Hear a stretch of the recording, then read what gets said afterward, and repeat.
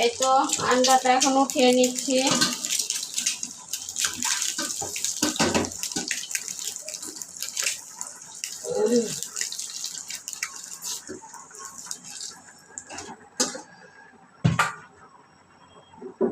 এখন এখানে আমি এই যে আলু দিয়ে রান্না করব, আলুটা ভেজে নেব।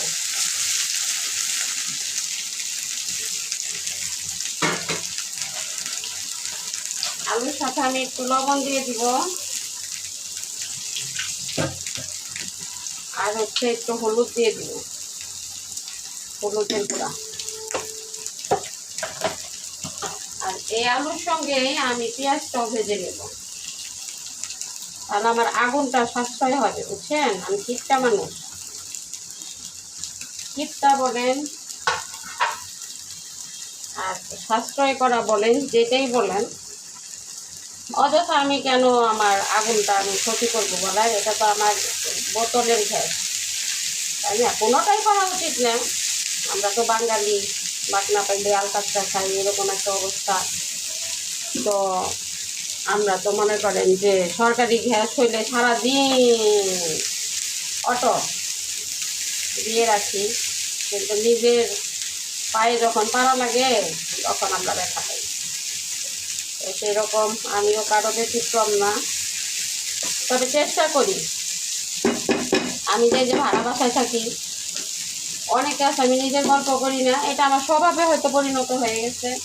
অনেক আছে দেখা যায় যে প্লেট ধোয়, পানির কলটা ছেড়ে দিয়ে যতক্ষণ না ধোয় ততক্ষণ পানি পড়তেই থাকে, কিন্তু আমি তা করি না। আমি যতবার ধুই ততবার বন্ধ করি। আমার যখন প্রয়োজন আমি ছাড়ি, আমার যখন প্রয়োজন নেই তখন আমি বন্ধ করি। অযথা ক্ষতি করার মানুষের তো কোনো দরকার নাই, তাই না?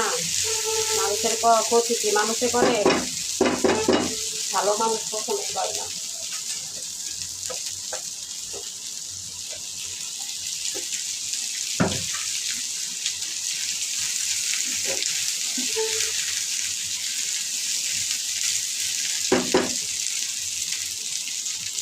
মূল উপকরণে চলে আসলাম।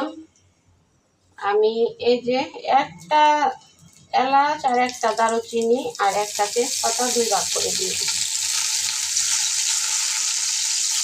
বেশি দিব না।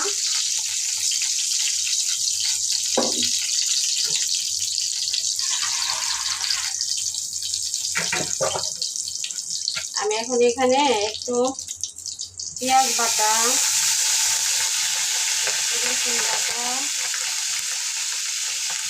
একটু আদা বাটা আর একটু লবণ,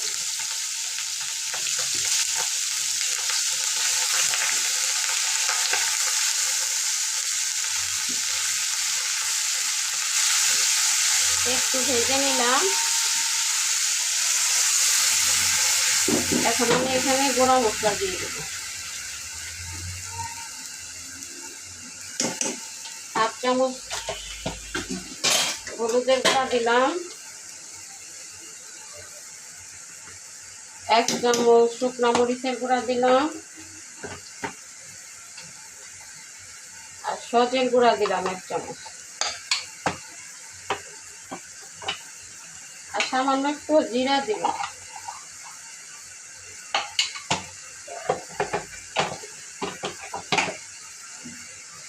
জিরার গুঁড়া।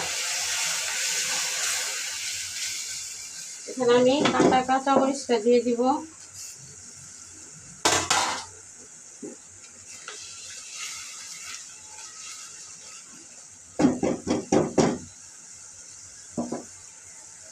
এখানে আমি এই যে ভাজা আলু ভেজে রাখছিলাম, এটা দিয়ে দিলাম। এখন আমি এটা নেড়ে চেড়ে, আরে করিস না রে বাবা। এই তো আমার ডিম আর আলু তরকারি হয়ে গেছে। একটু ঝোল রাখতেই হবে, কারণ আলু ঝোল টেনে নেবে, এটা সবাই জানেন। আলু যে ঝোল স্যুপ করে এটা সবাই জানে।